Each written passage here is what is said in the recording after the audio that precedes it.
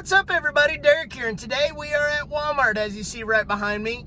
We're going to go inside of there and see if we can pick out some white bass lures for the sand bass, white bass run that's going on in Texas right now and heading up north. You can actually overcomplicate things with white bass fishing because those fish are super aggressive. So really, there's only a couple of lures that you would need. But Walmart, one of the best places to go pick up some cheap lures and go catch a bunch of fish. But anyways, let's go inside the store and see if we can't pick out just a couple lures and see if we can get ourselves ready to go fishing for maybe under like 20 bucks and have a bunch of fun. So let's go pick out some lures inside that store right there behind me. All right, we made it to the aisle where all the white bass lures are going to be located, but obviously you can go with some Zoom plastics, but a lot of times I don't like to go so big. On creeks and other stuff, when those white bass are running up, I like to go a little bit smaller. But I mean, you could go with some of these baby type flukes, some of these smaller flukes, and some smaller paddle tail swimming super flukes and other stuff, but I kind of prefer not to. So a lot of times I like to go for some swim bait style.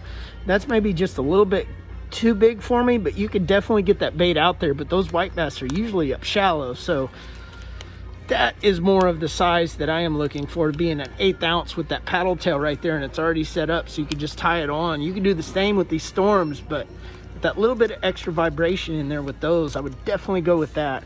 And you got all these spinners, but a lot of those are too big for me sometimes, so I actually like to go for the crappie jigs, and you see what the prices are for these. These work really good a lot of times, but I like to go for that white because muddier water is a lot of times up in those creeks. So this would probably be my go-to. It's a 3-inch Yum grub for $1.36. So far I've got that power bait, paddle tail. I would go with this Yum right here. And then one that absolutely is my go-to is rooster tails. And look at the prices of these. Of course, you could go with one of these Fox, Blue Fox, or one of these kits. They even sell this rooster tail trophy pack that you could maybe save a little bit of money on, but when it comes to 3 lures that I'd probably pick, it would be all 3 of those. So 1/8 ounce is always my go-to on creeks, especially if it's up shallow. If I need to go a little bit deeper, I'll increase in size, go to a 1/6 or something like that. But it's hard for me. I've already picked out what I've got right here, so it's hard for me not to go with the white 1/8 ounce. So I'm definitely going to be picking that up. This, just the minnow color basically, and I like to go with the silver blade. So if I do that silver blade, and then if it's a little bit muddier water, a lot of times if it's a overcast or some kind of different condition, I'll go with that golder blade.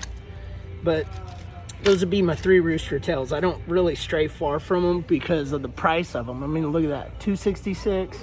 It's perfect. And then a 1/16 ounce jig head or an 1/8 ounce for some of these plastics, that is perfect for those grubs. And then this right here, that is really all you need to go to when you're going white bass fishing and trying to get those white bass.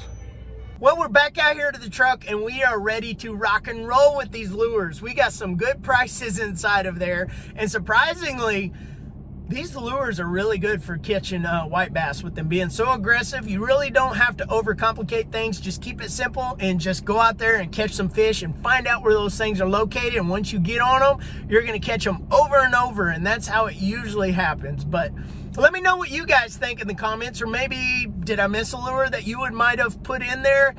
I don't know. Let me know in the comments section. I'd definitely love to hear from you guys. And thanks for watching.